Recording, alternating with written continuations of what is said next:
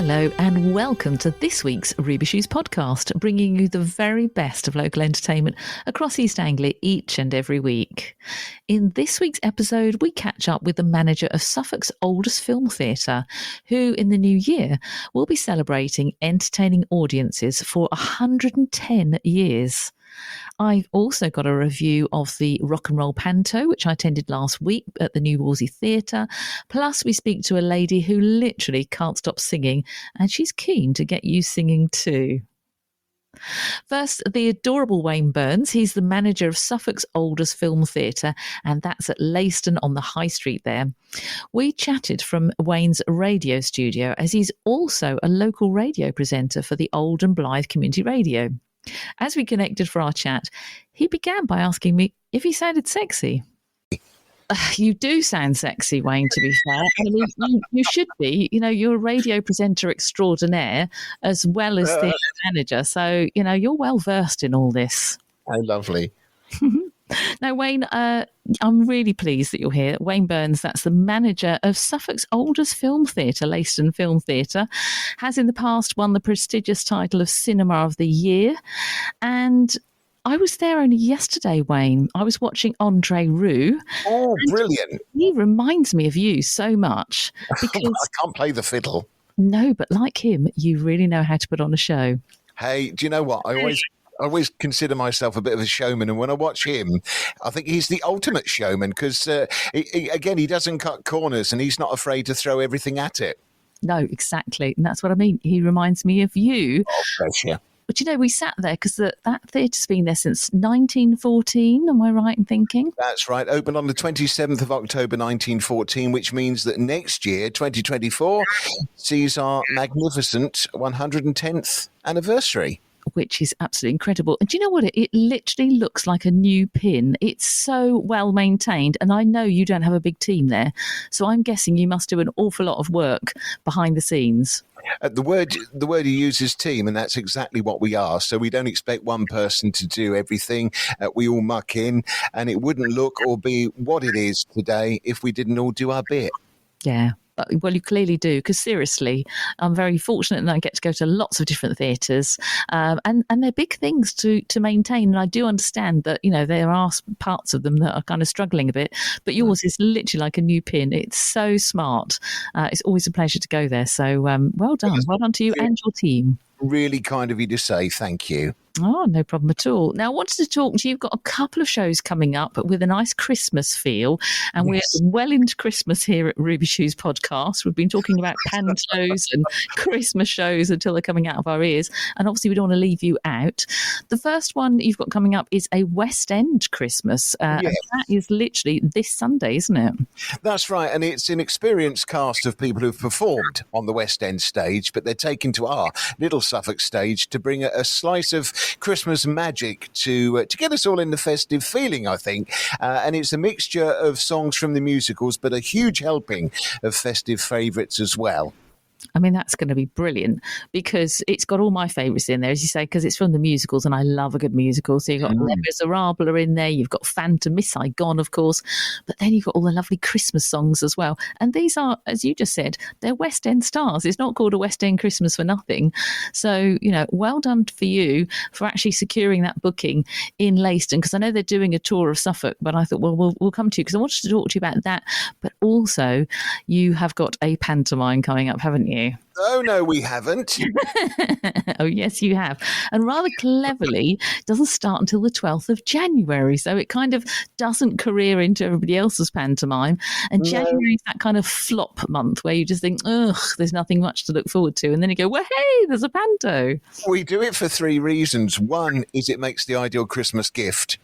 And there's a lot of people who traditionally buy their panto tickets for Leiston Film Theatre year on year. Quick story, there's a lady locally whose family live all over the country. That is the weekend that they all ascend on Grandma's house, and she has a ball because she gets all her family together. They come to the panto, and then she gets to do them tea afterwards. And so that's one of the reasons. The second one, of course, is as you've said, it's a post-Christmas treat. The kiddies gone back to school. We're all in a bit of the doldrums, aren't we? we? Because we've had the highs of Christmas, and it gives us all something to look forward to. But the third one, and most importantly, is most of the scenery and props and everything that we need is out in bigger theatres. So to do it after Christmas means we can get what we want. Do you know, I hadn't even given that a thought. That's such a clever idea. You see, you are a very astute businessman as well, clearly. It also shows us making it. Exactly. Just ship it in, take them down and ship it off to Leiston. That's it.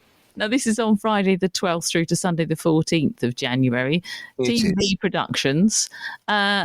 Are you actually appearing in it yourself? Yes, I am. I mean, Team B Productions is, again, we're experienced Amdram folk who come together.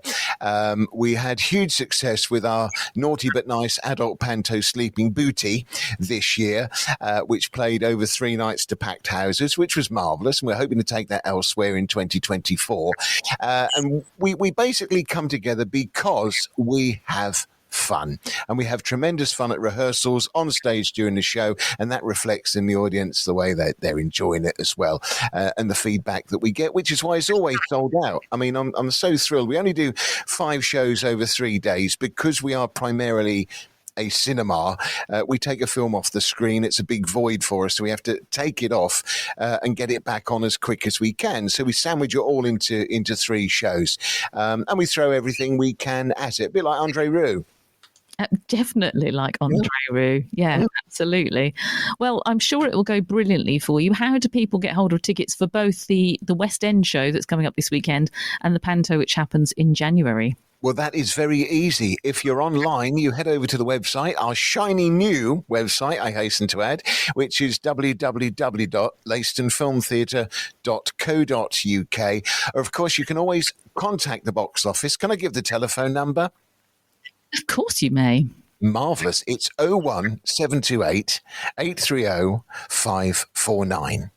Brilliant. Wayne, always a pleasure to catch up with you. I hope we can do it again come January and talk about some things that you've got coming up for your spring season, and because you've always got some quite interesting things that aren't necessarily on at other theatres, so it's always good to catch up with you. But thank you for your time today.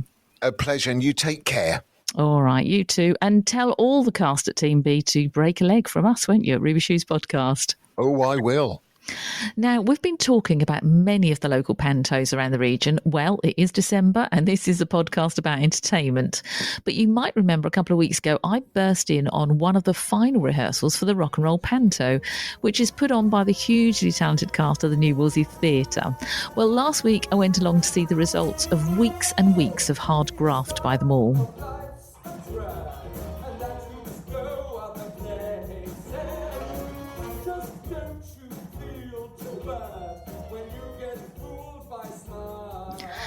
Now, the first thing you notice about this year's New Wolsey Panto, the Rock and Roll Dick Whittington Panto, is that the set is much larger and it's really kind of fresher looking, quite psychedelic in fact.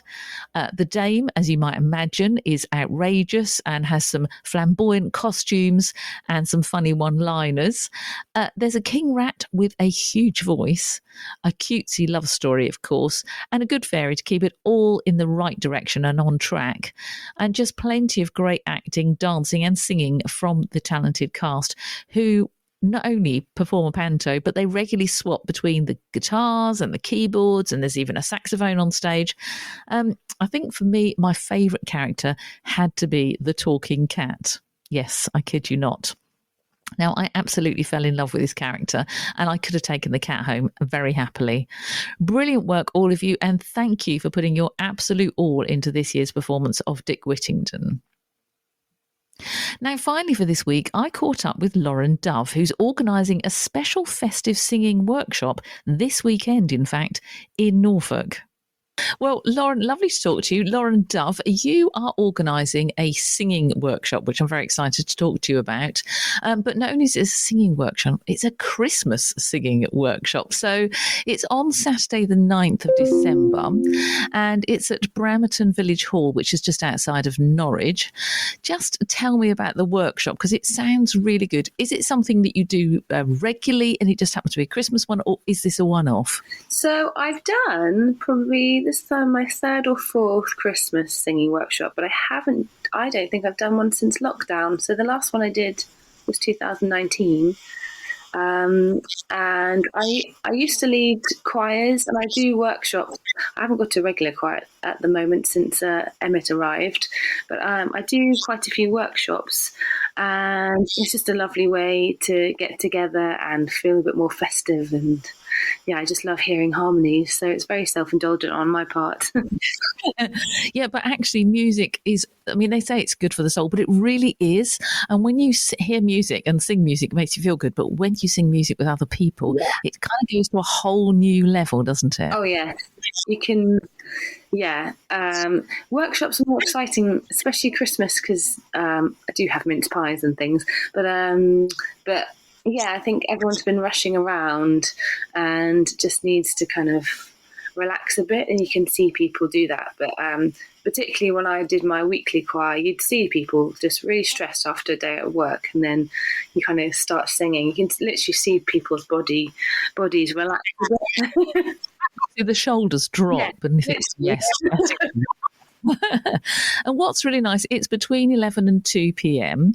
and it's this weekend, as I say, on Saturday. But what's really nice is in your information about it, you said no need to read music as all the songs are taught by ear. And I think that's quite important for a lot of people because they'd be a little bit scared. They think, oh, it's a choir, they're going to have music and it's going to be a bit highbrow and I'm not quite sure what to do.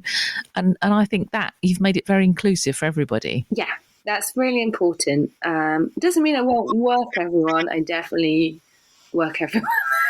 I get excited, and it's amazing how much you can do in 3 hours, but I usually prepare too much, or at least one chunky song, and then that's a bit harder. But yeah, it's all by ear because I love gospel and soul music and that kind of background. It's not all of that at the Christmas one, but I tend to go for gospel and soul, which is all taught by ear.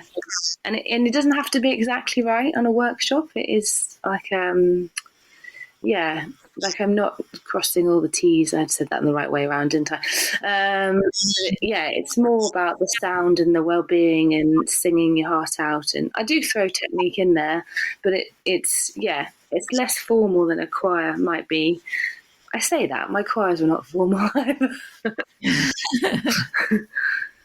And then, how did you get into this? You know, what's your background, Lauren? Why? Where did that love for music come from? Well, I've probably passed it on to Emmett, but I've definitely had music just from birth. I think my mother. And my dad, to be fair, he's really keen on music, but I've never heard him sing a note, actually. He's a big whistler. But my mum was big on music growing up, and so we're very lucky. We went to a school with a really good school choir. That makes a huge difference, I think. So you're singing all the time and not thinking too much about it. And then I used to play saxophone. I cannot play it now. It's just really honky. But I think the saxophone and getting into jazz, that kind of spread out into funk and gospel. And then the university I went to had a gospel choir. And and also Eva Casti. That's kind of, she did some gospel songs. And I think that's where I started getting a bit obsessed, really. I didn't know Eva Casti did gospel songs. I love her music, and all her acoustic music. I'll have to look that up. That's a good tip. Thank you for that. So, when you're not leading a choir, are you singing yourself, Lauren? Is this, I know you're probably singing around the house, but is there is there more Lauren that I'm not aware of? So it's I sing all the time. I don't really know how to do anything else. So I teach singing at high schools and just one-to-one and with adults, and I perform with a band called Dove and Bow Weevil, and we've been going for a very long time. That's kind of blues. Well, it's all the similar music, really. It's blues. And before lockdown, we did do a reunion gig in October, but I hosted a funk jam. But 3 of us all had babies in lockdown, so we kind of well, you had to do something in lockdown, didn't you? Yeah, not together, but 2 of the other band members had babies as well, and so we're not doing the funk jam as often. It's a shame, but yeah, it's all. Yeah, I would say Paul Tom, because he's not musical, but he's a cyclist, my partner, and so he hears a lot of music 24/7, really. And there's nothing wrong with that at all. And you're absolutely right that your lovely little one there is going to, pick up the music literally from the womb and onwards, and probably will follow in your footsteps, I'd like to think as well. Yeah, I can hear him sometimes when I'm teaching. Doing the warm. Oh, he just sounds adorable, little Emmett there. Well, have you still got spaces available? Because I imagine this is going to be really popular. And as I say, it's this Saturday. It's the 9th of December, and it's at the Bramerton Village Hall. I have sold out. However, I was on their website looking at the capacity. I've probably got wiggle room for one or two. Okay. It's a little, I'm not the least bit surprised. Yeah, so it's I've had a couple of people go, "What? I missed out." But I was looking at the website. I probably can fit one or two in, but it's sold out, which is really good. It's going to be a big sound. That's absolutely amazing, Lauren. Please keep in touch with us here at Ruby Shoes Podcast, because we would love to hear more from you, whether it's, your band going out next year, we can talk about that, or whether you've got another singing workshop coming up. You just keep in touch and let us know, won't you? And good luck for this Saturday's one as well. Yeah, thank you so much for getting in touch, and it's really lovely to chat to you. Next week, for the penultimate final podcast of 2023, I popped in to see rehearsals with the Dennis Lowe Theatre Company on stage at Felixstowe's Park Pavilion Theatre. Also next week, I'll be speaking to the Red Rose Theatre chain about their special Christmas show too.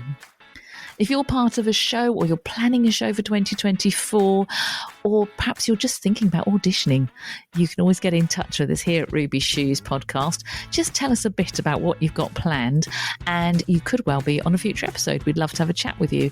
Get in touch via our socials, Ruby Shoes Podcast. And as I say, we could well be chatting to you in early 2024. Can you believe we've only got 2 more Ruby Shoes podcast episodes this year? We've already got a great guest lined up as our first one of 2024. Hope you can join us in the meantime next week. Until then, I'm Steph McIntyre. Thanks for listening to the Ruby Shoes podcast, and do check out our socials in the meantime at Ruby Shoes Podcast. Have a great week.